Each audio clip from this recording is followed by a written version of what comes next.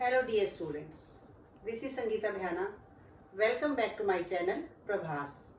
बच्चों, आज हम इस वीडियो में पढ़ेंगे रचना के आधार पर वाक्य के भेद। इससे पिछली वीडियो में मैंने आपको पढ़ाया था अर्थ के आधार पर वाक्य के भेद और वाक्य की परिभाषा। उन दोनों को पढ़ने के लिए या समझने के लिए आप मेरे उन दोनों वीडियोस को देखें। रचना के आधार पर वाक्य के भेद, इसको पढ़ने से पहले, रचना के आधार पर वाक्य के भेद को पढ़ने से पहले मैं 1 मिनट आपको बता देती हूँ कि वाक्य क्या होता है। वाक्य होता है शब्दों का सार्थक समूह। ऐसा समूह जो व्याकरणिक नियमों में बंधा होता है वह वाक्य कहलाता है और कोई ना कोई अर्थ देता है। तो इस वीडियो में हम पढ़ेंगे रचना के आधार पर, रचना यानी कि बनावट, कि बनावट के आधार पर वाक्य कैसे बनता है। बनावट के आधार पर या रचना के आधार पर वाक्य के 3 भेद होते हैं। एक होता है सरल वाक्य, एक होता है संयुक्त वाक्य और एक होता है आपका मिश्र वाक्य। रचना के आधार पर वाक्य के 3 भेद होते हैं। आगे हम इसे विस्तार पूर्वक पढ़ेंगे। सबसे पहले हम पढ़ेंगे सरल वाक्य। जब तक हमें सरल वाक्य की पहचान नहीं होगी तब तक हम मिश्र और संयुक्त वाक्य के बारे में अच्छी तरह से नहीं जान पाएंगे। तो बच्चों, सरल, सरल का मतलब क्या होता है? आसान, इजी। तो सरल वाक्य को हम साधारण वाक्य भी कहते हैं। इसकी पहचान होती है सबसे कि सरल वाक्य में एक ही मुख्य क्रिया होती है। इसमें केवल एक ही क्रिया होती है। क्रियाएं कई हो सकती है लेकिन मुख्य क्रिया इसमें केवल एक ही होगी, वह कहलाएगा आपका सरल वाक्य। अर्थात इसमें एक उद्देश्य और एक विधेय होता है। आप देखिए, आप इस उदाहरण से समझिए। रोहन पढ़ता है, इस वाक्य में देखिए, रोहन कर्ता हो गया और पढ़ना क्या हो गया? क्रिया। इसमें उद्देश्य ये हो गया रोहन, और पढ़ता है ये क्या हो गया? हमारा विधेय। तो रोहन पढ़ता है ये बिल्कुल सरल वाक्य है, इसमें एक ही वाक्य होता है। नेक्स्ट सेंटेंस देखिए, सांझ होते ही पक्षी घोंसलों में आ गई। सांझ मीन्स शाम, शाम होते ही पक्षी घोंसलों में आ गई। आप देखो, इसमें मुख्य क्रिया केवल एक ही है, आ गई। होते ही भी क्रिया है लेकिन मुख्य क्रिया एक है। जहां वाक्य हमारा खत्म होता है, सेंटेंस हमारा कंप्लीट होता है, वह मुख्य क्रिया कहलाती है। तो यह भी हमारा सरल वाक्य का उदाहरण है। अब एक ये उदाहरण देखिए, रोहित आकर चला गया। इसमें मुख्य क्रिया क्या है? कि रोहित चला गया। ये मेन बात हमें इसमें ये चीज बतानी है। उससे पहले हमने एक क्रिया लगाई थी आकर। आकर होती है पूर्वकालिक क्रिया। तो लेकिन हमने सरल वाक्य में क्या चीज देखनी है कि मुख्य क्रिया एक हो। तो रोहित आकर चला गया, तो ये आपका सरल वाक्य बन गया। इसी तरह से 10वीं कक्षा के छात्र पढ़ रहे हैं, हम सब कल विद्यालय जाएंगे। कल हमने किसी शादी में जाना है, गर्मी बहुत अधिक हो गई है, वर्षा हो रही है, हमारे विद्यालय की छुट्टियां हैं। इस तरह से ये सभी वाक्य हमारे सरल वाक्य या साधारण वाक्य के अंतर्गत आते हैं। और इसके बाद हम नेक्स्ट करेंगे संयुक्त वाक्य। नेक्स्ट है बच्चों संयुक्त वाक्य। अभी आपने सरल वाक्य पढ़ा, अब हम पढ़ेंगे संयुक्त वाक्य। संयुक्त वाक्य क्या होता है? संयुक्त ऐसा वाक्य जिसके अंदर 2 या 2 से अधिक उपवाक्य होते हैं। सब सेंटेंसेस उपवाक्य होते हैं, वे हमारा संयुक्त वाक्य कहलाता है। संयुक्त वाक्य में क्या होता है? नंबर 1, 2 या 2 से अधिक उपवाक्य इसके अंदर होते हैं। नंबर 2, यह दोनों उपवाक्य किसी न किसी योजक चिन्ह से जुड़े होते हैं। योजक चिन्ह मीन्स समुच्चय बोधक, या इंग्लिश में जिसे आप कंजक्शन बोलते हैं, वह योजक होता है। तो ये दोनों सेंटेंसेस जो भी होते हैं किसी न किसी योजक चिन्ह से जुड़े होते हैं। और मेन बात बेटे अपने इसमें क्या ध्यान रखनी है कि ये जो 2 वाक्य होते हैं या 3 वाक्य इसके अंदर होते हैं, ये स्वतंत्र होते हैं, इंडिपेंडेंट होते हैं, एक दूसरे के ऊपर निर्भर नहीं होते, डिपेंडेंट नहीं होते, ये स्वतंत्र होते हैं। और दोनों वाक्यों का अपना कोई ना कोई अपना अर्थ निकलता है और वो पूर्ण अर्थ देते हैं। आप ये देखो, अभी मैं दोनों उदाहरण से आपको समझाती हूँ। पहला उदाहरण देखो, मैंने उसे बुलाया परंतु वह नहीं आया। आप देखो, सबसे पहले मैंने क्या बोला था? 2 या 2 से अधिक उपवाक्य होते हैं। तो इस सेंटेंस में देखो, पहला सेंटेंस है मैंने उसे बुलाया, दूसरा सेंटेंस क्या है? वह नहीं आया। तो ये पहले हमारी जो नियम था वो ये लागू हो गया। दूसरा नियम था योजक से जुड़े होते हैं, यहाँ पर योजक क्या है? परंतु। और तीसरा नियम क्या था? स्वतंत्र। दोनों वाक्य अपने आप में स्वतंत्र होते हैं और पूर्ण अर्थ देते हैं। और पहला वाक्य मैंने उसे बुलाया, हम इतना कहते ही हमारी बात पूरी हो जाती है। और दूसरा वाक्य वह नहीं आया, ये भी अपने आप में पूर्ण अर्थ देने वाला वाक्य है। तो तीनों नियम हमारे देखो इस वाक्य में पूरे हो रहे हैं। तो इस तरह से हमारा ये बन गया संयुक्त वाक्य। मैंने उसे बुलाया परंतु वह नहीं आया, मीन्स ऐसे वाक्य जिनमें कोई ना कोई योजक चिन्ह लगा होता है वे हमारे संयुक्त वाक्य कहलाते हैं। नेक्स्ट देखो, मैं दिल्ली गया और मेरी बहन मुंबई गई। यहाँ पर भी दो वाक्य हैं। पहला वाक्य अपने आप में स्वतंत्र है, मैं दिल्ली गया, और दूसरा वाक्य मेरी बहन मुंबई गई। और ये किस योजक चिन्ह से जुड़े हैं? ये और योजक चिन्ह से जुड़े हुए हैं। योजक चिन्ह कंजक्शंस कौन से होते हैं? और, किंतु, परंतु, लेकिन, अथवा, या, नहीं तो, अन्यथा। जैसे आप इंग्लिश में करते हैं बट, इफ, एंड, ऐसे ही हिंदी में सारे हमारे योजक चिन्ह होते हैं। इन योजक चिन्हों का प्रयोग हम संयुक्त वाक्य बनाने के लिए करते हैं। इस तरह से आपको मैं एक दो एग्जाम्पल और बताती हूँ। आप चाय लेंगे या कॉफी। अब ये सेंटेंस है, आप इस सेंटेंस में देखो, आप चाय लेंगे या कॉफी। एक वाक्य तो आपको इसमें पूरा नजर आ रहा है या पूरा सुनाई दे रहा है कि आप चाय लेंगे। फिर उसके बाद हमारा योजक चिन्ह आ गया या, फिर हमारा आया कॉफी। अब कॉफी चाहे अपने आप में एक शब्द है, लेकिन ये पूरे वाक्य की, पूरे सेंटेंस का अर्थ दे रहा है। मतलब आप चाय लेंगे या कॉफी लेंगे। इस तरह के सेंटेंसेस बोर्ड की परीक्षा में बहुत आते हैं। तो इन चीजों का भी आपने ध्यान देना है कि इस तरह से कोई वाक्य आता है वह भी स्वतंत्र संयुक्त वाक्य के अंतर्गत आता है। अब मैं आपको बताऊंगी कि संयुक्त वाक्य 4 प्रकार के होते हैं। संयुक्त वाक्य 4 प्रकार के होते हैं।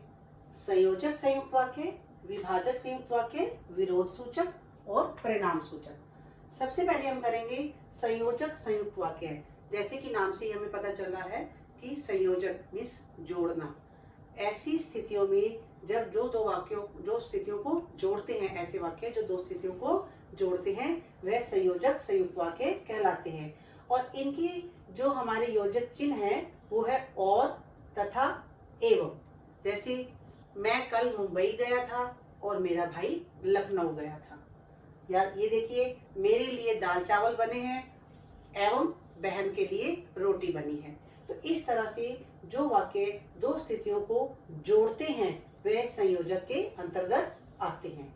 नेक्स्ट है हमारा विभाजक, विभाजन करना। जो विभाजन मीन्स ऑप्शन, जहां हमारे पास ऑप्शन होता है या विकल्प होता है। आप देखो, आप जब क्वेश्चन पेपर करते हैं तो उसमें भी आपके कुछ क्वेश्चंस ऐसे आते हैं जिसमें ऐसे लिखा होता है डू फर्स्ट क्वेश्चन और सेकंड, पहला प्रश्न हल करो अथवा दूसरा। अथवा यहाँ हमारे को ऑप्शन दिया गया है, या आप चाय लेंगे या कॉफी। चाय और कॉफी में आपको एक विकल्प दिया गया है, एक ऑप्शन दिया गया है। तो ये हमारे कहलाते हैं विभाजक संयुक्त वाक्य। विरोध, विरोध का मीन्स अपोजिट, विरोधी। जो वाक्य, जिन वाक्यों में विरोधी स्थिति हमारी प्रकट होती है, अपोजिट स्थिति प्रकट होती है, जैसे मैंने उसे बुलाया परंतु वह नहीं आया, मैंने उसे मनाया पर वह नहीं माना। तो इस तरह से जो वाक्य होते हैं वो हमारे कहलाते हैं विरोध सूचक संयुक्त वाक्य। और परिणाम, परिणाम का मतलब क्या होता है? रिजल्ट। ऐसे वाक्य जिन वाक्यों में कार्य व परिणाम का आपस में संबंध हमें प्रकट होता है, जैसे अतः, इसलिए, ये हमारे वाक्य परिणाम सूचक उसके अंदर आते हैं।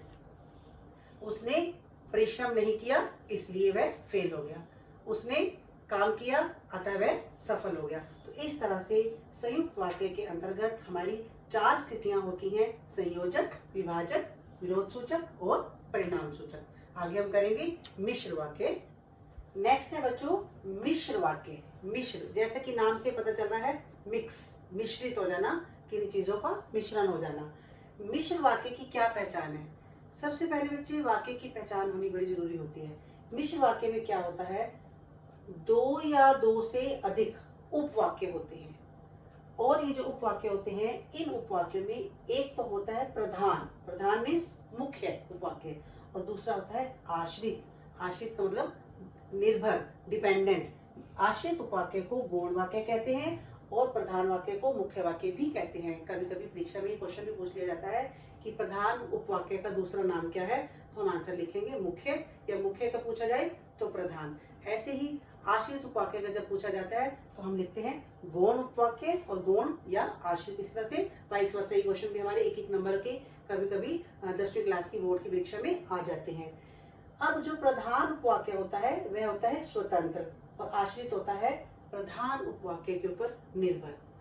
आप एक एग्जाम्पल देखना, जैसे मैंने एक सेंटेंस बोला, पिताजी ने कहा कि कल मैं मुंबई जाऊंगा। अब इस वाक्य में आप देखना कि ये एक ऐसा वाक्य है कि इसमें कहने वाले कौन है? पिताजी।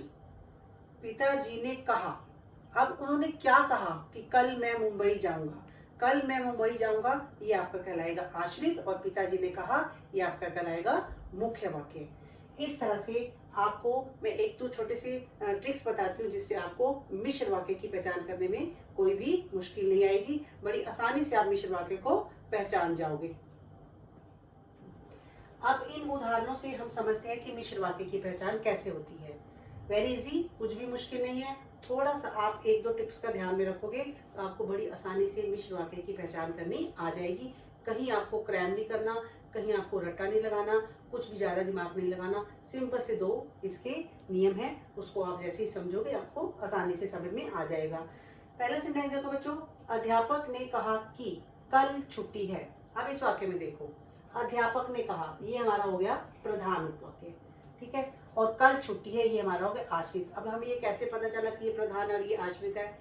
जब भी की वाला, की इसमें योजक चिन्ह है, जब भी की वाला कोई भी सेंटेंस आता है, छोटी की वाला मतलब जब भी किसी की कोई स्पीच वाला वाक्य आता है, ये उसका कथन है कि ये सारे हमारे मिश्र वाक्य के अंतर्गत आते हैं। अब देखो, अध्यापक ने कहा, अब यहाँ पर कहने वाला कौन है? मुख्य कौन है यहाँ पर कहने वाला? अध्यापक, इसलिए हमारा ये कहलाया प्रधान। और उन्होंने क्या कहा कि कल छुट्टी है, ये हमारा हो गया आश्रित। ये वाक्य, ये बात इसके ऊपर डिपेंडेंट है, इसके ऊपर निर्भर है। अगर हम इस वाक्य को ऐसे कह के छोड़ देते, अध्यापक ने कहा, अब नेचुरली से अब देखो सबको ये पता चल रहा है कि आगे कोई ना कोई बात आएगी, कुछ ना कुछ कहना चाह रहा है, कुछ ना कुछ विचार है, कुछ ना कुछ भाव है जो अभी बाहर आएंगे। तो इस तरह से कोई भी ऐसे सेंटेंसेस, जैसे महात्मा गांधी ने कहा कि अंग्रेजों भारत छोड़ो, पिताजी ने कहा कि कल हम बाजार जाएंगे, इस तरह के जितने भी वाक्य होंगे की वाले, आपको सिर्फ एक ही निशानी याद रखनी है कि जो भी वाक्य है जिसमें आपको छोटी की नजर आए, छोटी की और की दो होते हैं ना, छोटी की का मतलब होता है छोटी ई की मात्रा वाला की। ऐसा कोई सेंटेंस जब आपको परीक्षा में दिखता है या कोई भी आपको पूछा जाता है तो ये हमेशा आपका मिश्र वाक्य कहलाएगा। और इसमें जो कहने वाला व्यक्ति होता है, जैसे इसमें कहने वाला कौन है? अध्यापक, इसमें जो कहने वाला व्यक्ति होता है वह हमेशा मुख्य होता है, प्रधान होता है, और उसने क्या कहा, क्या बात कही, ये हमेशा कहलाता है आश्रित। एक तो मिश्र वाक्य की पहचान होती है ये की वाली। दूसरी मिश्र वाक्य की पहचान क्या होती है? आप इस वाक्य में देखिए, जब आप आओगे, इसमें एक वाक्य ये है और दूसरा वाक्य ये है, तब मैं खाना खाऊंगा। अब इसमें एक प्रधान वाक्य है और एक आश्रित उपवाक्य है, क्योंकि मिश्र वाक्य की पहचान यही है कि उसमें एक प्रधान होता है और एक आश्रित उपवाक्य होता है। अब आप इसमें गौर से देखना, आप इसमें मुख्य बात क्या कहना चाह रहे हैं? जब आप आओगे तब मैं खाना खाऊंगा। आप इसमें मुख्य बात ये बताना चाह रहे हैं कि तब मैं खाना खाऊंगा, कब? जब आप आओगे। अगला सेंटेंस देखो, फिर मैं आपको बताती हूँ, जहां जहां मैं गया मेरा स्वागत हुआ। अब इस वाक्य में देखो कि आप इसमें क्या बात बताना चाह रहे हो? आप मुख्य इसमें ये बताना चाह रहे हो कि मेरा स्वागत हुआ। कहाँ पर मेरा स्वागत हुआ? जिस जिस जगह पर मैं गया, जहां जहां मैं गया। तो इस तरह से इसमें भी एक प्रधान और एक आश्रित।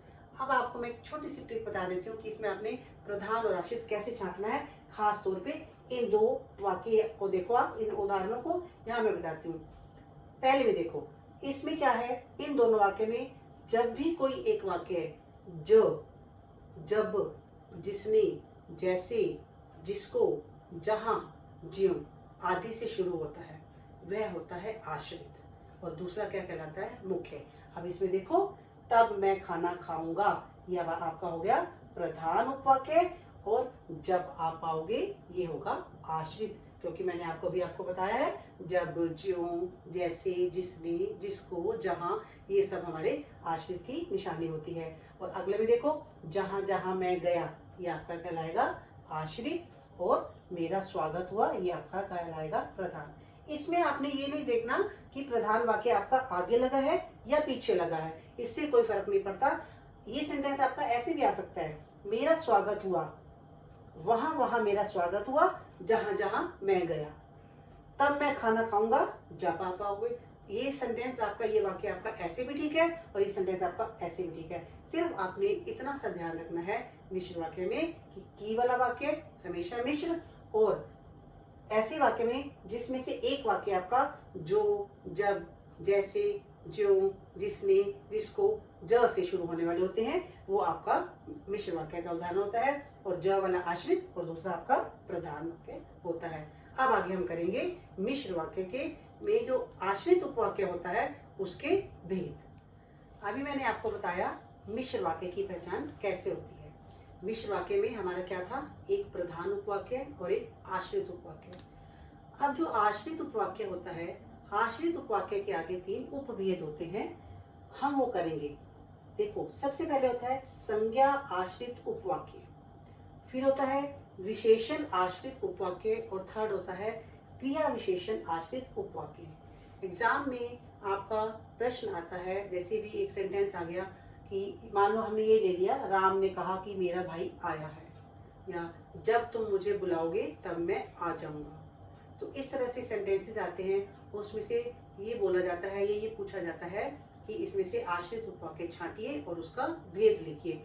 तो इसकी भी एक थोड़ी सी पहचान है, उस पहचान को जब आप ध्यान में रखोगे तो आपका आंसर कभी भी गलत नहीं होगा, हमेशा ठीक होगा। सबसे पहले आपने देखना है संज्ञा। संज्ञा मीन्स नाम, कोई कहने वाला। संज्ञा आश्रित उपवाक्य, इसका सिंपल एक ही तरीका है। जितने भी आपके स्पीच वाले वाक्य, जो मैंने आपको भी बताया कि मिश्र वाक्य में स्पीच वाला वाक्य होता है, जितने भी आपके स्पीच वाले वाक्य होते हैं, कथन वाले वाक्य होते हैं, वो सारे संज्ञा आश्रित उपवाक्य के अंदर आते हैं। अब यही प्रश्न पेपर में कैसे पूछा जाएगा। मान लो आपका सेंटेंस आ गया, राम ने कहा कि मेरा भाई आया है। इसमें से मेरा भाई आया है ये रेखांकित होकर पेपर में आ गया, अंडरलाइन होकर आ गया, और पूछा जाता है रेखांकित आश्रित उपवाक्य का भेद बताओ। अब आपने ये सेंटेंस देखना है, और देखते ही आपको पता चल जाएगा कि ये किसी की स्पीच है और इसमें की योजक चिन्ह लगा है, और इसको आप संज्ञा आश्रित उपवाक्य लिख डालो आंख बंद करके, कुछ भी सोचने की जरूरत नहीं है। जितने भी स्पीच वाले होते हैं वे आपका संज्ञा आश्रित उपवाक्य। नेक्स्ट है विशेषण। विशेषण क्या होता है, संज्ञा या सर्वनाम की विशेषता बताने वाले शब्द आपके विशेषण कहलाते हैं। अब देखो, उस वाक्य में मैंने उस लड़के को बुलाओ जिसने नीली कमीज पहनी है। अब हम देखो, इसमें एक वाक्य हमारा ये है उस लड़के को बुलाओ, दूसरा वाक्य हमारा क्या है, जिसने नीली कमीज पहनी है। हम पहले तो इसमें ये देखेंगे हमारा आश्रित कौन सा है। वैसे एग्जाम में आपका आश्रित मैक्सिमम टाइम अंडरलाइन होकर आता है, कभी कभी नहीं आता। प्रश्न ऐसे पूछ लिया जाता है कि आश्रित उपवाक्य छांटिए और उसका भेद लिखिए। तो हमें ये भी पता होना चाहिए कि आश्रित उपवाक्य कैसे छांटना है। तो मैंने वही निशानी बताई थी कि ज वाला सेंटेंस हमेशा आश्रित होता है। अब देखो, इस वाक्य में क्या है, उस लड़के को बुलाओ जिसने नीली कमीज पहनी है। तो ये ज वाला वाक्य हमारा क्या हो गया, ये हमारा हो गया आश्रित। अब हमने क्या किया यहाँ पर, यहाँ हमें लड़के की विशेषता बताई जा रही है कि नीली कमीज वाले लड़के को बुलाओ। तो यहाँ पर संज्ञा की विशेषता आ गई, तो इसलिए ये आपका बन गया विशेषण आश्रित उपवाक्य। वैसे भी इसके छोटा सा एक निशानी है, आप इसको ध्यान में रख लेना। जो, जिसने, जिसके, ये जहां पर आपको ये 3 ऐसे शब्द नजर आ जाए इस तरह से, वो आपका विशेषण आश्रित उपवाक्य होता है। नेक्स्ट है आपका क्रिया विशेषण। क्रिया विशेषण क्या होता है, जो शब्द क्रिया की विशेषता बताते हैं वे हमारे क्रिया विशेषण। जो आपकी विशेषता बताते हैं वो होते हैं विशेषण, और जो आपके काम की विशेषता बताते हैं वो होते हैं क्रिया विशेषण। जैसे तुम सुंदर हो, ये मैंने तुम्हारी विशेषता बताई, तो ये कहलाया हमारा विशेषण मीन्स एडजेक्टिव। मैंने बोला कि तुम सुंदर लिखते हो, ये मैंने आपकी विशेषता नहीं बताई, ये मैंने आपके काम की, आपके लिखने की विशेषता बताई कि आपकी हैंडराइटिंग, आपकी राइटिंग बहुत सुंदर है, आप सुंदर लिखते हो। तो जहाँ किसी क्रिया की विशेषता बताई जाती है वो क्रिया विशेषण कहलाता है। अब वाक्य देखो, जहां तुम जाओगी मैं भी जाऊंगा। अब इस वाक्य में देखो, आश्रित हमारा क्या हो गया, जहां तुम जाओगे, और ये हमारा हो गया प्रधान। अब देखो, जहां का मतलब क्या हुआ, जिस प्लेस पर, हमने यहाँ स्थान की विशेषता बताई है कि जिस जगह पर तुम जाओगे मैं भी वहीं जाऊंगा। तो यहाँ पर इसकी निशानियां क्या होती हैं, जब, जहां ज्यों, जब तुम आओगे तब मैं भी आ जाऊंगा, ज्यों ही तुम आओगे त्यों ही मैं आ जाऊंगा। मीन्स समय। क्रिया विशेषण के, आपने क्रिया विशेषण के टॉपिक में पढ़ा होगा, इसके 4 भेद होते हैं, रीतिवाचक, स्थानवाचक, कालवाचक और परिमाणवाचक। रीति मीन्स कार्य करने का ढंग, स्थान मीन्स कार्य हमारा कहाँ हुआ, काल मीन्स कार्य हमारा कब हुआ, और परिमाण मीन्स कार्य हमारा कितना हुआ। इस तरह से जब आपको पता चल जाएगा तो वो आप कभी भी गलती नहीं करेंगे। क्रिया विशेषण में आपने ये ध्यान रखना है, बस सिर्फ आपको इस चीज की पहचान रखनी है कि आश्रित वाक्य क्या है, उसके बाद आपको मुश्किल नहीं आएगी। ये छोटे छोटे जब आप ये याद, इनके शब्दांश ये आपके अव्यय है, याद कर लोगे तो आपकी गलती नहीं होगी। अब हम करेंगे वाक्य रचनांतरण। वाक्य रचनांतरण मीन्स वाक्य परिवर्तन करना। रचना के आधार पर सरल वाक्य से मिश्र वाक्य बनाना, मिश्र वाक्य से सरल वाक्य बनाना, सरल वाक्य से संयुक्त वाक्य बनाना, या संयुक्त वाक्य से सरल वाक्य। इस तरह से एग्जाम में प्रश्न पूछे जाते हैं कि वाक्य परिवर्तन कीजिए। तो जब हमने वाक्य परिवर्तन करना होता है या वाक्य रचनांतरण करना होता है तो हमें फिर वापस हमें उन नियमों को ध्यान में रखना होता है। हमें सबसे पहले दिमाग में ये लाना होता है कि वाक्य की पहचान क्या थी, सरल वाक्य की पहचान क्या थी, मिश्र वाक्य की पहचान के समय हमने किन नियमों का ध्यान में रखा था, और संयुक्त वाक्य की। हमें जब तक ये पहचान नहीं होगी तब तक हम वाक्य रचनांतरण नहीं कर पाएंगे।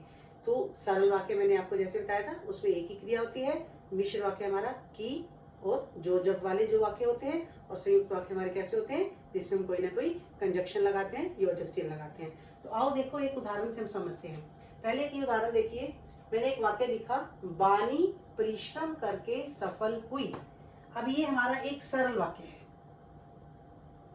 बानी परिश्रम करके सफल हुई में देखो एक ही क्रिया है, सफल हुई हमारी मुख्य क्रिया, तो ये हमारा सरल वाक्य है। अब हमने इस सरल वाक्य से संयुक्त वाक्य बनाना है। तो संयुक्त वाक्य बनाने के लिए हमने क्या करना है, हमने 2 उपवाक्य बनाने हैं इसी वाक्य के, और उसमें हमने कोई ना कोई कंजक्शन जोड़नी है, कोई ना कोई कंजक्शन लगानी है, मीन्स योजक चिन्ह लगाना है, समुच्चय बोधक चिन्ह शब्द हमने लगाना है। अब देखो, बानी ने परिश्रम किया, वह सफल हो गई। अब ये 2 वाक्य तो हमने बना दिए। अब हमने इसके अंदर क्या करना है, योजक चिन्ह लगाना है, और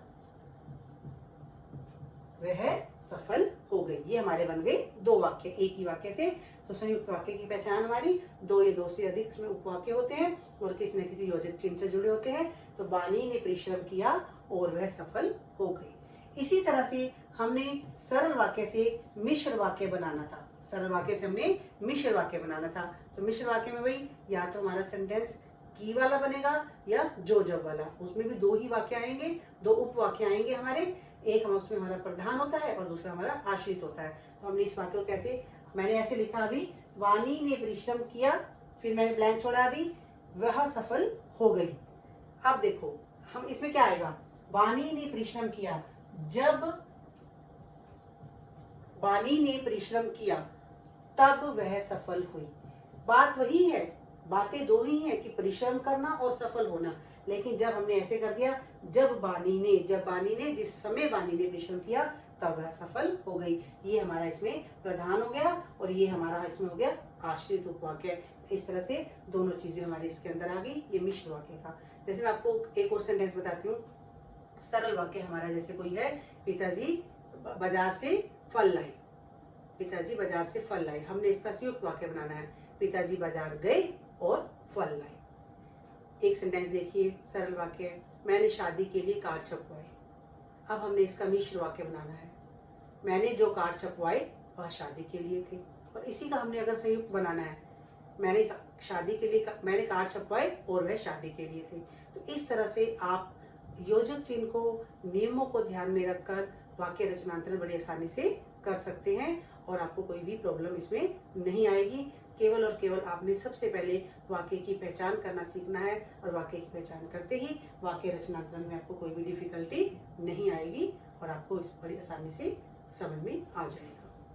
तो बच्चों, ये था रचना के आधार पर वाक्य के भेद। बच्चों, ये जो आपका टॉपिक है, ये आपका बोर्ड की परीक्षा में क्लास 10वीं में 4 नंबर का आता है, 4 अंक का आता है, जिसमें मैक्सिमम टाइम आपसे सिर्फ ऐसे ही क्वेश्चन पूछे जाते हैं कि रचना के आधार पर वाक्य का भेद बताओ। कोई वाक्य दे दिया जाता है और उसका भेद पूछा जाता है, या फिर आपसे ये पूछा जाता है वाक्य रचनांतरण करो। कि वाक्य को आप किस तरह से परिवर्तित कर सकते हैं। सरल वाक्य से मिश्र बनाओ या मिश्र से संयुक्त बनाओ या सरल बनाओ, इस तरह से एक क्वेश्चन पूछा जाता है। और एक दो प्रश्न आपके ऐसे पूछे जाते हैं कि आश्रित उपवाक्य का भेद बताइए या आश्रित उपवाक्य छाटिए और उसका भेद बताइए। इसी टाइप के 3-4 क्वेश्चन बोर्ड की परीक्षा में पूछे जाते हैं। और कभी कभी वाक्य से संबंधित डेफिनेशन या परिभाषा भी पूछ ली जाती है। सिंपल से क्वेश्चन होते हैं, वाक्य किसे कहते हैं, या रचना के आधार पर वाक्य के कितने भेद होते हैं, या मिश्र वाक्य की पहचान क्या है, सरल वाक्य की पहचान क्या है, संयुक्त वाक्य की पहचान क्या है। इस तरह से छोटे छोटे से सेंटेंसेस पूछे जाते हैं या छोटे छोटे से क्वेश्चन पूछे जाते हैं 4 नंबर के बोर्ड की परीक्षा में। तो आई होप आपको इस टॉपिक अच्छे से समझ आ गया होगा। और मेरी और वीडियोस देखने के लिए मेरे चैनल को सब्सक्राइब जरूर करें। Thank you so much.